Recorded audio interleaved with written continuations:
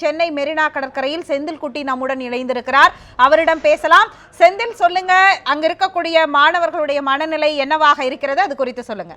நேற்று காலை 7 மணியில் தொடங்கிய இந்த போராட்டமானது தற்போது மிகவும் தீவிரமடைந்து கிட்டத்தட்ட ஒரு 50,000க்கும் மேற்பட்ட மாணவர்கள் இங்கே திரண்டிருக்கிறார்கள்.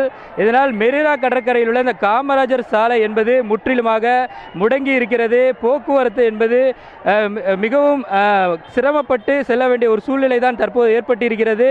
இங்கு காவலர்கள் இந்த வாகனத்தை அனுப்புவதற்கான ஏற்பாடுகளை செய்து வரக்கூடிய நேரத்திலும் கூட இங்கே கட்டுப்படுத்த முடியாத ஒரு சூழல் தான் தற்போது ஏற்பட்டிருக்கிறது. கிட்டத்தட்ட 50க்கும் மேற்பட்ட கல்லூரியிலிருந்து மாணவர்கள் திரளாக இங்கு கலந்து கொண்டிருக்கிறார்கள். இந்த போராட்டத்திற்கு ஆதரவாக மீனவர்கள், இந்த பகுதியில் இருக்கக்கூடிய மீனவர்கள், பொதுமக்கள் என அனைவரும் இங்கு திரண்டு இப்போ தற்போது ஆர்ப்பாட்டத்தில் ஈடுபட்டு வருகிறார்கள். அந்த காட்சிகளை காண முடிகிறது. அதே போல மாணவர்களானவர்கள் விதவிதமான வகையில் தங்களுடைய எதிர்ப்புகளை இங்கு பதிவு செய்து வருகிறார்கள். அவர்களுடைய கோரிக்கை என்பது முதல்வர் நேரில் தங்களுடைய அந்த கோரிக்கையை ஏற்று அதற்கான உத்தரவாதத்தை, அதை ஜல்லிக்கட்டு நடத்துவதற்கான உத்தரவாதத்தை வெளியிட வேண்டும் என்று, அறிக்கையாக வெளியிட வேண்டும் என்ற கோரிக்கையை மட்டுமே அவர்கள் வைக்கிறார்கள். காவல்துறை தெரிவிக்கும் எந்த கருத்தையும் அவர்கள் ஏற்க தயாராக இல்லை. அந்த அளவிற்கு தான் தற்போது போராட்டம் சென்று கொண்டிருக்கிறது. அவர்கள் மனநிலையும் தற்போது அதே தான் வலியுறுத்தி வருகிறார்கள். அதாவது இந்த வெயிலில், இவ்வளவு அளவு வெயிலில் கூட அவர்கள் இந்த போராட்டத்தை முன்னெடுத்து வருவதற்கு பெரும்பாலான பொதுமக்கள், இங்கு இருக்கக்கூடிய பொதுமக்கள் தங்கள் கையில் இருக்கக்கூடிய 500 ரூபாய் 1000 ரூபாய் நோட்டுகளை வழங்கி உணவுகளையும் வழங்கி வருகிறார்கள். அதனால் இந்த போராட்டம் தற்போதைக்கு நிறைவடையக்கூடிய ஒரு சூழ்நிலை இல்லை என்பதை தான் தெரிகிறது.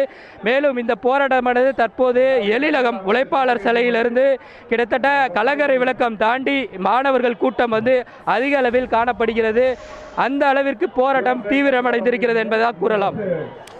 அதாவது பார்த்தீர்கள் என்றால் செந்தில்குட்டி, நேற்று இரவு பார்த்தீர்கள் என்றால் 2 அமைச்சர்கள், அதாவது கல்வித்துறை அமைச்சர் மாஃபா பாண்டியராஜனாக இருக்கட்டும் அல்லது மீனவத்துறை அமைச்சராக இருக்கக்கூடிய ஜெயக்குமாராக இருக்கட்டும், இருவரும் மிகப்பெரிய அளவில் அங்கு அனைவரிடமும் பேச்சுவார்த்தை நடத்தினார்கள். அந்த பேச்சுவார்த்தையில் அந்த மாணவர்கள் உடன்படவில்லை என்பதுதான் தெரிந்தது.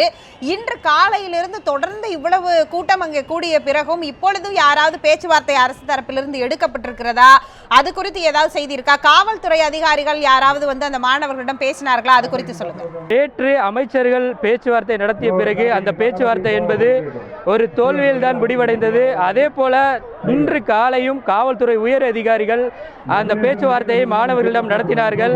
ஏனென்றால் இங்கு கட்டுக்கடங்காத அளவிற்கு மாணவர் கூட்டம் அதிக அளவில் திரண்டு வரக்கூடிய சூழ்நிலை இருப்பதால், மேலும் இந்த சாலையில் குடியரசு தினத்தை ஒட்டி ஒத்திகைகள் நடக்க இருப்பதன் காரணமாகவும் இந்த காமராஜர் சாலையில் நாளை, அதாவது 19ஆம் தேதி, 21ஆம் தேதி, 24ஆம் தேதி ஆகிய தேதிகளில் குடியரசு தினத்திற்கான ஒத்திகை நிகழ்ச்சி நடைபெறும். அதற்கான ஏற்பாடுகளும் தீவிரமாக நடைபெற வரக்கூடிய சூழ்நிலையில் தான் இந்த போராட்டம் தற்போது நடைபெற்று வருகிறது.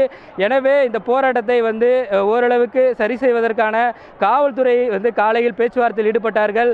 காவல்துறை உயர் அதிகாரிகள் பேசிய போது அவர்கள் இதற்கு மறுப்பு தெரிவித்துட்டார்கள். அதாவது இந்த போராட்டத்தை தற்போதைக்கு கலைக்கும் எண்ணம் தங்களிடம் இல்லை என்றும், மாணவர்களாகிய முக்கியமான கோரிக்கை ஜல்லிக்கட்டு நடத்துவோம் என்ற உத்தரவாதத்தை முதல்வர் நேரில் தெரிவிக்கும் வரை இந்த போராட்டத்தை கைவிடப் போவதில்லை.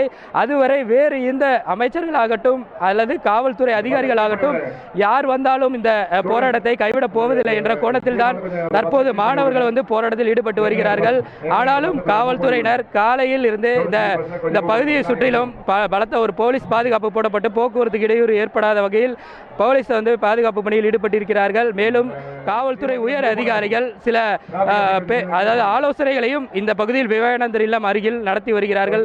அதாவது இன்று மாலைக்குள் இவர்களை சமாதானப்படுத்தி அனுப்பி வைப்பதற்கான ஒரு திட்டத்தையும் அவர்கள் ஆலோசனை நடத்தி வருகிறார்கள்.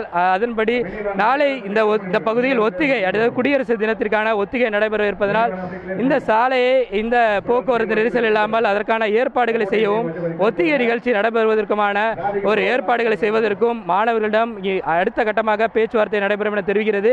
தற்போது மாணவர்கள் போராட்டத்திற்கு போக்குவரத்தை மட்டும் சரி செய்து வரும் காவல்துறையினர் இன்னும் சற்று நேரத்தில் அது தொடர்பான பேச்சுவார்த்தையில் ஈடுபட வாய்ப்பு இருப்பதாகவும் தெரிகிறது. இங்கே